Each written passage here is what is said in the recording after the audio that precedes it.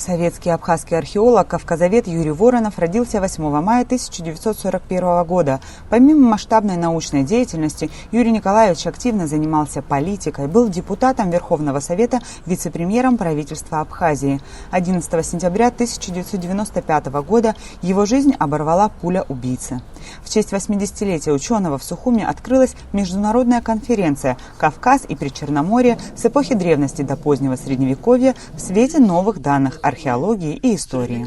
Юрий Николаевич Воронов был блестящим полемистом. Свои научные взгляды ему приходилось отстаивать в жесткой полемике с грузинскими учеными, которые отрицали этническую самобытность абхазов и факт их автохтонного происхождения на нынешней территории. За недолгую, но яркую и насыщенную жизнь Юрий Воронов издал около 800 научных и публицистических работ. Немало рукописей, ценность которых еще только предстоит оценить, остались в наследство потомкам. Ждут своего часа и неопубликованные труды исследователя. По учебному пособию, одним из авторов которого является Юрий Николаевич Воронов, студенты и школьники изучают древнюю и средневековую историю Абхазии. В конференции принимают участие ученые из Москвы, Армавира, Махачкалы, Майкопа, Саратова, Краснодара, Сочи, Симферополя. Форум поддержан на высшем государственном уровне. Участников приветствовал лично президент Абхазии.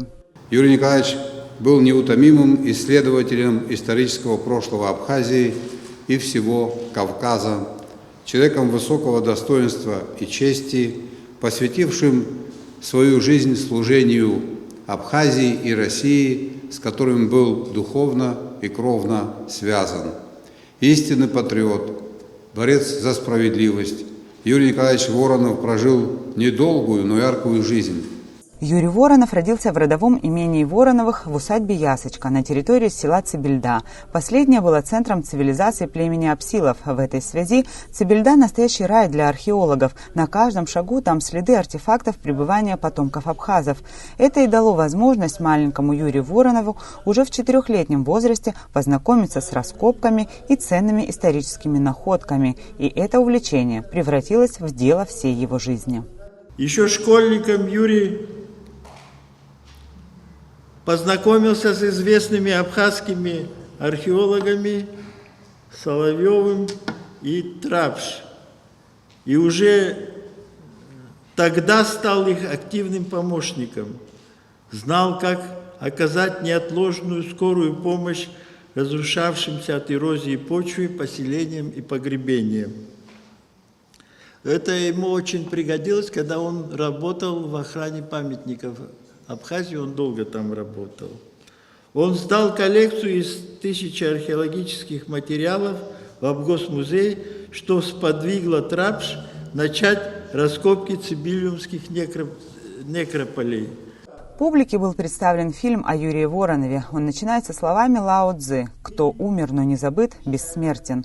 Археолог, доктор исторических наук Анатолий Конторович считает, что это как раз про Юрия Воронова. Ведь его публикации уже несколько десятилетий – настольные книги для многих ученых по всему миру. Свой доклад «Основные тенденции в реализации образа оленя в скифском зверином стиле» он также ассоциирует с научным наследием и образом Юрия Воронова. Тема тут «Благородный олень», а как раз благородство было в полной мере присуще Юрию Николаевичу Воронову.